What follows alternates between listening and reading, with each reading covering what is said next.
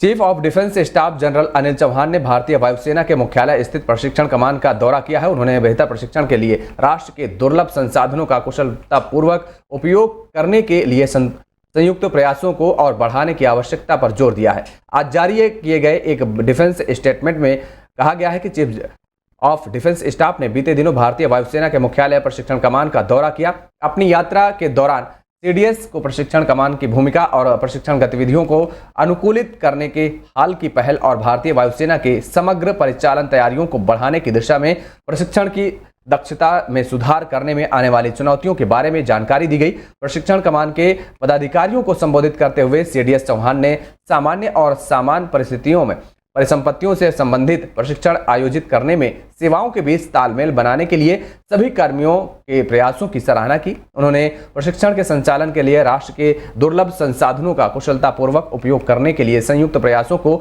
और बढ़ाने की आवश्यकता को रेखांकित किया और सभी अधिकारियों से राष्ट्र के परिचालन शक्ति को बढ़ाने के लिए पेशेवर उत्कृष्टता का प्रदर्शन जारी रखने का आग्रह भी किया। लोकसभा चुनाव के छठे पेज की वोटिंग के दौरान दिल्ली के मुख्यमंत्री अरविंद केजरीवाल ने आज अपने परिवार के साथ दिल्ली में वोट डाला है, जिसकी तस्वीर उन्होंने सोशल मीडिया एक्स पर पोस्ट की है। केजरीवाल की तस्वीर को फिर से पोस्ट करते हुए पाकिस्तान के पूर्व मंत्री फवाद चौधरी ने लिखा, मैं कामना करता हूं कि शांति और सद्भाव से नफरत और उग्रवाद की ताकतों की हार होगी। केजरीवाल ने फवाद चौधरी को जवाब देते हुए कहा, चौधरी साहब, मैं और मेरे देश के लोग अपने मसलों की संभालने में पूरी तरह सक्षम हैं।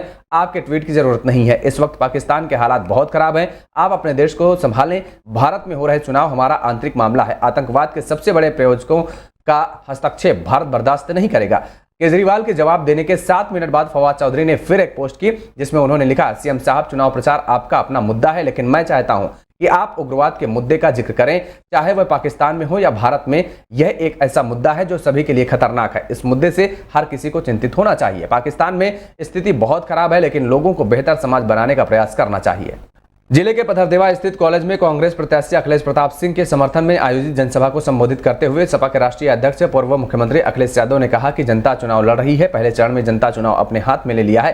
4 जून को यूपी से बीजेपी का सफाया तय है। उन्होंने कहा कि गुणवत्ता वाला राशन, आटा व देश दुनिया को समझने के लिए फ्री में डेटा दिया जाएगा। उन्होंने यह भी कहा कि बीजेपी के लोग समय समय पर बड़े बड़े सपने दिखाए हैं। जब हम पीछे मुड़कर देखते हैं तो पता चलता है कि बीजेपी की हर बात झूठी निकली। किसानों, नौजवानों को जो सुविधाएं मिलनी चाहिए थी, उन्हें कुछ नहीं मिला।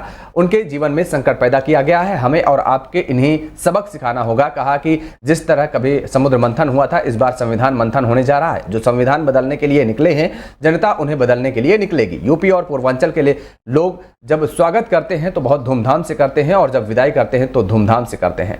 उधर त्रिपुरा सरकार ने भारतीय मौसम विभाग की अगले 48 घंटे में भारी से बहुत भारी बारिश, तेज हवाओं और तूफानी की चेतावनी के बाद अब सभी 8 जिलों में अलर्ट जारी किया है। एक अधिकारी ने बीते दिन यह जानकारी दी है। आईएमडी ने कहा है कि बंगाल की खाड़ी में उत्पन्न होने वाले दबाव के बीते दिन चक्रवाती तूफान में तब्दील होने की आशंका है। अतिरिक्त सचिव तमल मजूमदार ने कहा है कि उन्होंने कहा कि दक्षिण त्रिपुरा, गोमती, धलाई, सिपाही जिला और पश्चिम त्रिपुरा जिलों में अलग अलग स्थानों पर भारी से बहुत भारी बारिश होने की संभावना है। उन्होंने कहा कि बिजली आंधी, 50 से 60 किलोमीटर प्रति घंटे की रफ्तार से चलने वाली तूफान हवाएं और भारी बारिश से दक्षिण त्रिपुरा, गोमती, धलाई, सिपाही जिला और पश्चिम त्रिपुरा के जिले प्रभावित होने की आशंका जताई गई है।